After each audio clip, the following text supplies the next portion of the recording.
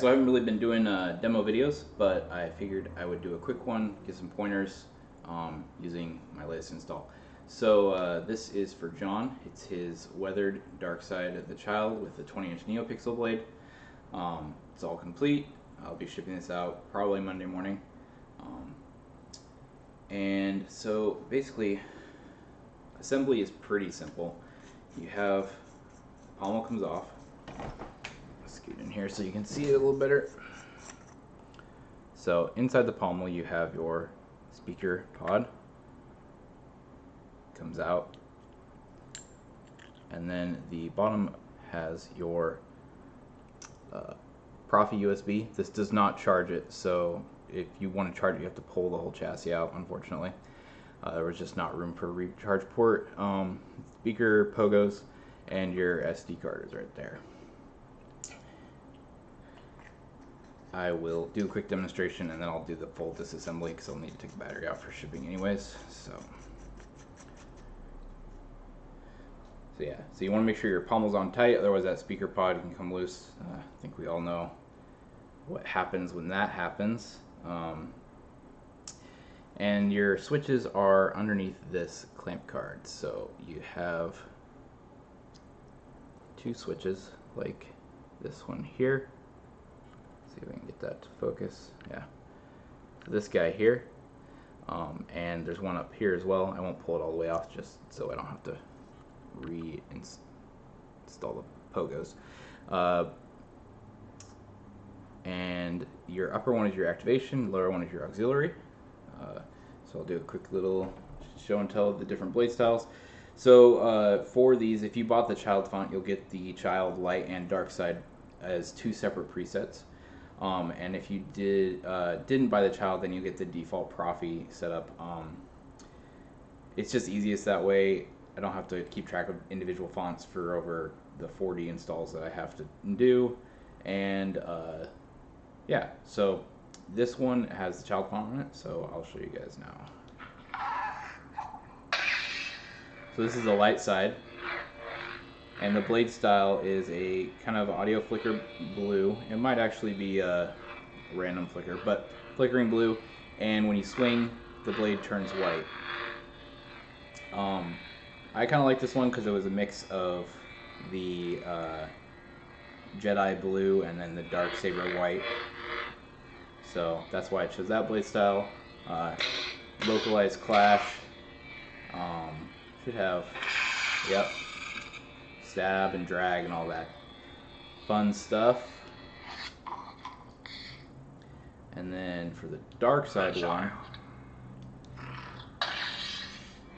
we've got I believe this is Fernando's Lightning Storm blade style with the red base and with the white clash. And it's just one of my favorites, so I thought it worked well for a dark side Grogu.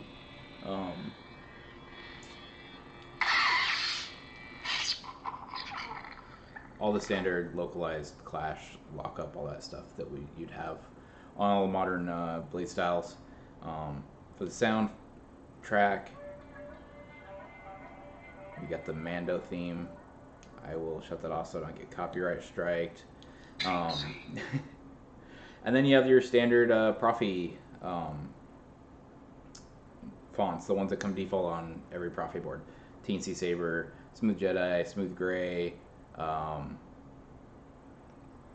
think Rogue Commander, there's a couple others. And then there's the POV, Persistence of Vision blade style that writes Star Wars if you swing your blade really fast. And then a battery level indicator. So, mix of different blade styles, just the defaults. Some blues, some reds, just fire blade.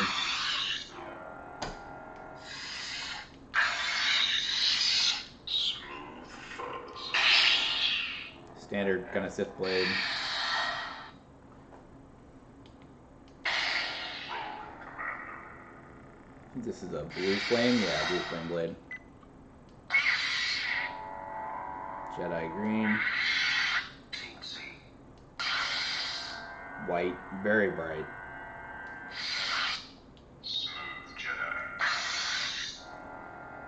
Kind of a yellow-white flicker.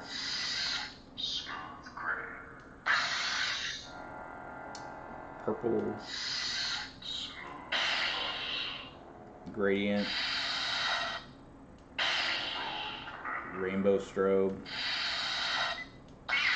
Seizure blade. And this is that POV. Let's see if we can. It's really hard to see, but you can kind of see what it's trying to do. Battery level indicator. And back to the beginning. So the blade is fixed in here with three. Let's get that to focus. Come on.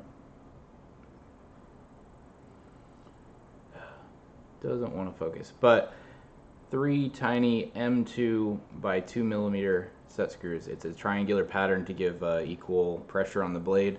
And then these are also sanded to fit, so ideally they're pretty tight. You don't want them to wiggle loose because the emitter cup is only 14 millimeters deep, which means that with the NeoPixel connector in there, you're getting maybe 10 to 12 millimeters of purchase on the blade, which isn't a lot. But once you loosen those, the blade should just pop out like so.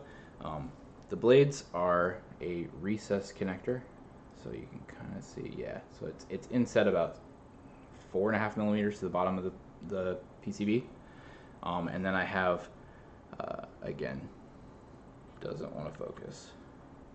You can kind of see there's two set screws on there holding the PCB in place. One of them on this blade is an M2, and the other is an M2.5. The M2.5 actually goes through the little printed part to keep it from coming loose. The first one I did, it kind of came loose in shipping, so I'm modifying a little bit to compensate for that. And then from there, it's just standard NeoPixel WS2812B strips. And they're shrink wrapped in like clear heat shrink, and then foam and diffuser tube as well. So hopefully pretty good diffusion. And then the Saber itself has the little blade plug. These guys are also extremely tight once you have it installed, and so I've been sanding them down. For anybody doing these installs on their own, what you can do is hold on a sec. You can chuck up the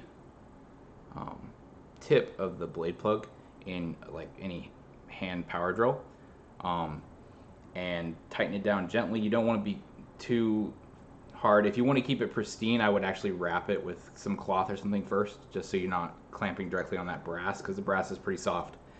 But if you chuck it up in your drill and then turn it on the drill, you can use your other hand to hold sandpaper, and it sands it really evenly. You can get really nice even sanding around the outside, and that's what I've been doing to get these to fit perfectly.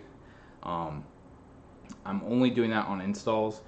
For the non-installed ones, I'll leave that to the purchaser if they want to do that. To get at the battery, so we'll take off the pommel again, and you'll need to slide the card off. It's not glued in or anything like that, it's just pressure fit between the rail and the little pegs for the buttons. So they're just two little aluminum pegs. And you drop those out, and then you'll back out. Actually, grab my. So it's an M3 bolt, and you'll just need to back out the bottom one.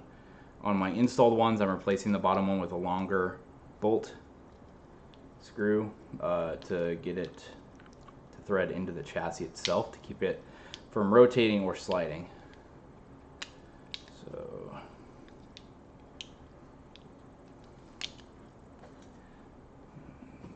more.